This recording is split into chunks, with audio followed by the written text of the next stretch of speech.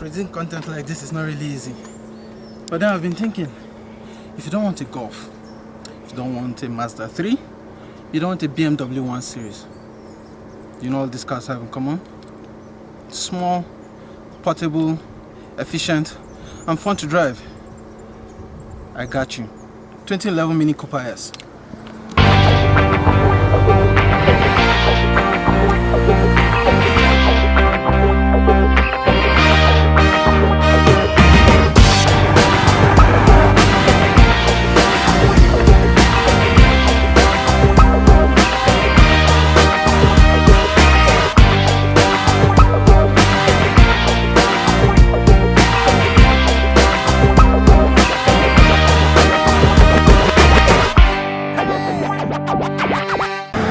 Welcome all the way from England, the Mini Cooper S.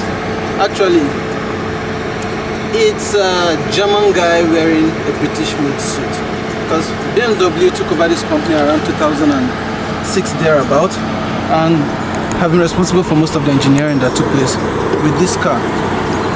Everything from engineering to styling cues and whatnot, but they retained the retro look of the original Mini Cooper, which became a household name after winning several championship races in the 1960s, especially that of Monte Carlo in 1964, 65, 66 and 67 consecutively. 4 years straight, it became a car with racing pedigree. So if you're looking for something fun to drive and efficient, Mini Cooper got you. This isn't just any ordinary Mini Cooper. Is the S variant. Blacked out side mirrors, blacked up rooftop with like a panoramic sunroof, but you just have the top illuminated back. See, chrome door handle, 17 inches alloy rim, other S badge in here to remind you that you're in the sports variant between exhaust tips at the middle. Ooh, I like that. The diffuser, not really functional. Oh, you got the wing spoiler too. I love this. Makes them all look chrome, blacked out side mirror. Oh yeah.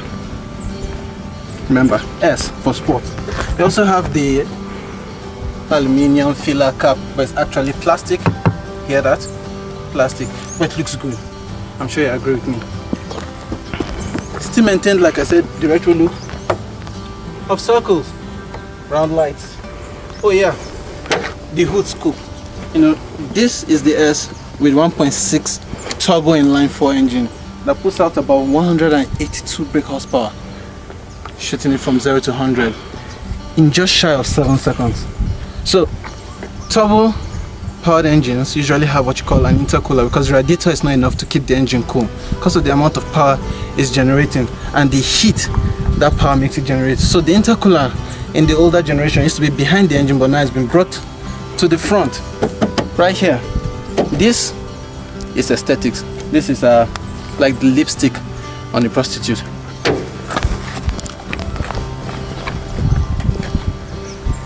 Yeah, I think for now don't use that lipstick on a prostitute. Lipstick on a hooker? No, it's just makeup. It's Mary Kay. Looks really aggressive and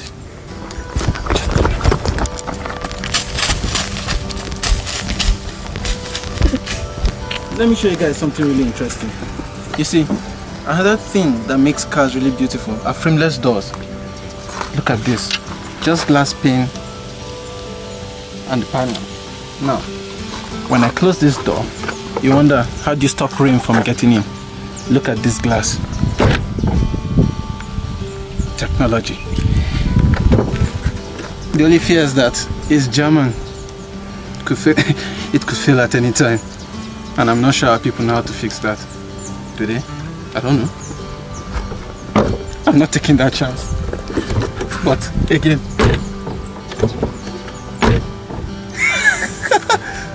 dope. Let me show you inside. So you might be wondering. Well, you're not wondering. Every car has a key. This is for this. Just think about the communion service for the Catholics. See? Say in there. Foot on the brake. Slot in. and push to start. Perfect. Now for other cars you don't necessarily need to put in the key fob in there, but for this, straight out of BMW's textbook actually, except you opt for the, what they call it, comfort entry or easy access option per se, then you don't need to slot the key in there. You just keep it here in the cup holder, wherever you want, and the car automatically sense that the key is in the car, but here it says before you can actually start the car. But the same retro style takes place in the vehicle. Leather stitch steering wheel, leather stitch gear knobs. You have this soft touch. It's kind of like a hot and cold per se, because there's still some cheap materials in here. I'm talking about, like, in here that like really cheap plastics in here to save cost. But this is really nice. This is nice. I don't know what this is, but it feels so goddamn good. You see, the guy that designed this car, he took this Ed Sheeran song, literally Shape of You, so everything's circular. He just smack bang circles, even the door handle circles, circle cut in half, half moon, AC vent circle, even this to open here, everything is circular. But I will not lie to you, the kind of, should I say, the user interface isn't intuitive. Should I say, taking for one who's of the computer age era and whatnot, I found it quite confusing operating some things. You have to, like, it's not like out of the box. Your intuition tells you where things are, like, okay, the AC vents, where the window operators are, the heated seats are. I think this should be fog light, or yeah, it's just all confusing. You have to use it for a while to really understand what's in here.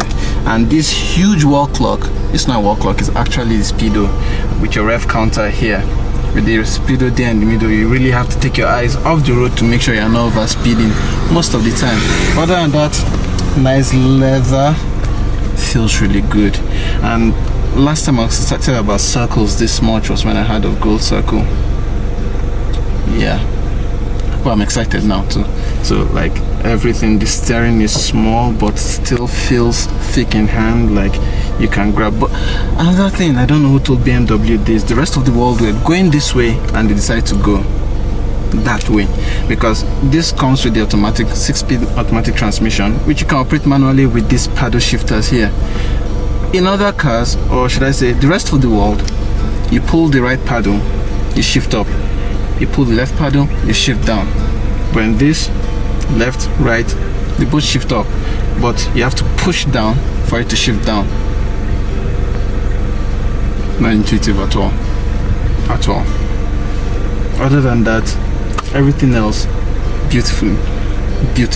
Like, it's sturdy, it's feels good. Like, just listen to the door, and that's the frameless door. Feels thick, feels heavy, sturdy. This is built properly. It's going to last you a long while, definitely. I also like the whole retro airplane cockpit like kind of, see, that's for your interior lights. Gets all, everything is just beautiful. And the materials they use for this feels like aluminium, the knobs, and yeah, automatic windows up and down. Yeah, see, for driver's side. But that's another problem. You have your cup holders here, and when you keep a cup here, you can't access some of these things here. Then before you can drop that down. Not fun at all, I tell you. But other than that, the interior is superb. Not other than that, there's so many other things. I'm just being biased. This is not a car you buy with your head. This is a car you buy because it makes certain parts of your trousers feel tight. The back seat, can't take anybody except a survivor from the Saw movie franchise. He had to saw off his legs. That's the way he can sit in the back. Nobody can sit in the back. There's literally no space. And then I got introduced to this car when watching the Italian Job.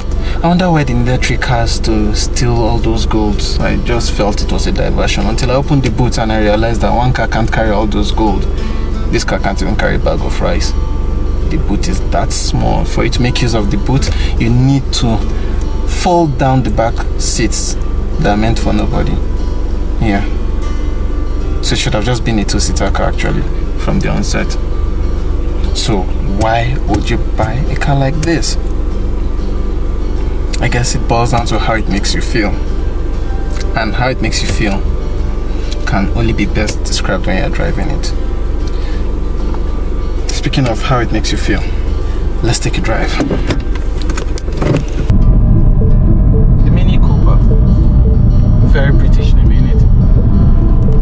Driving this car, I feel like I should start speaking the Queens. Well, I've not had a cup of tea today, so I'll just stick to my Nigerian dialect. How far now? Yeah, it's actually a British car, which was acquired by BMW in 2006. Around the same time, they had actually taken over Range Rovers at that time, Land Rover Incorporation, and then this was another of their pet projects, if I'd call it that. It's actually a car with pedigree. I think I mentioned earlier in the introduction about how they won several races and became a name to be.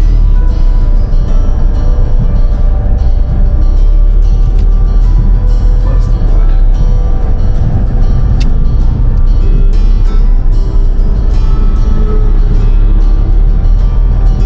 Why is my brain malfunctioning? Well, the Mini Cooper, my head is just picking all these stats like. So, what exactly? What would you like to know, or what would I like to tell you? This particular generation, Mark II generation, from 2006 to 2012, thereabout, was handled by BMW engineers. Though the engine up front isn't any BMW engines that you recognize, it's actually Trinec turbocharged inline 4 with the S variant sports package.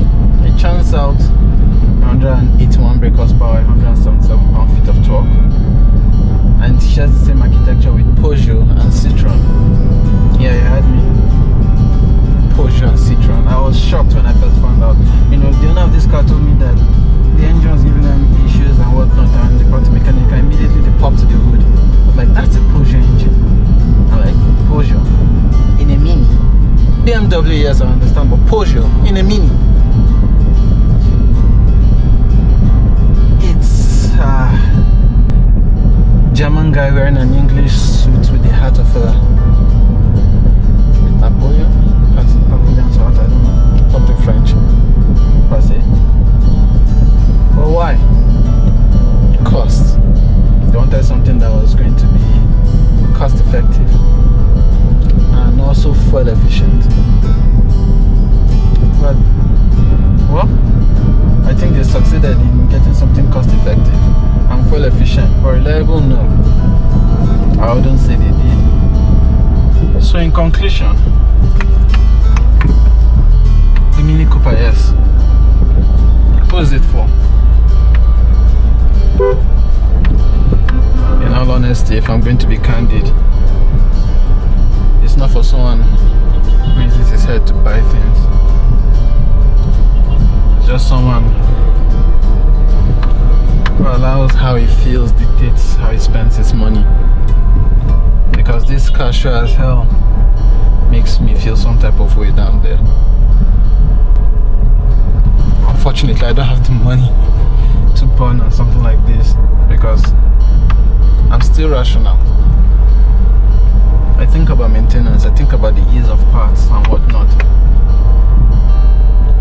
When it comes to, when you put all that together, this is not a car that you want to get for yourself.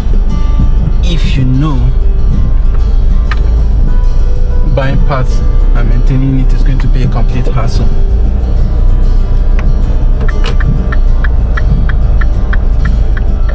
Golf will give you similar build quality, easier maintenance, and it's purely German. It's not a mixed breed of 3 European DNAs. It's purely German, you understand? So it will give you the same build quality, same fun, right? Same economy as well, easier to maintain. And let's not forget, you have the GTI and the R variant of the Golf if you want something just as sporty and just as fast. I would not call Toyota Corolla. No, I wouldn't. So yeah, if I was going to buy something like this, I'd go for a Golf GTI. It's more practical, it's just as much fun to drive, and yeah, you might not get no Harman Kardon sound system in it, but yeah, you get good sound quality, you get good climate control, you get everything you need to give you one cracker of a car. So that's my take on the 2011 Mini Cooper S. It did give me the chills when I first saw it, but then when I thought about all it took to maintain and keep this car, it's not worth it, man. It isn't. Kindly hit the like button and subscribe so that I can keep producing more of this content for you. It's not easy, believe you me.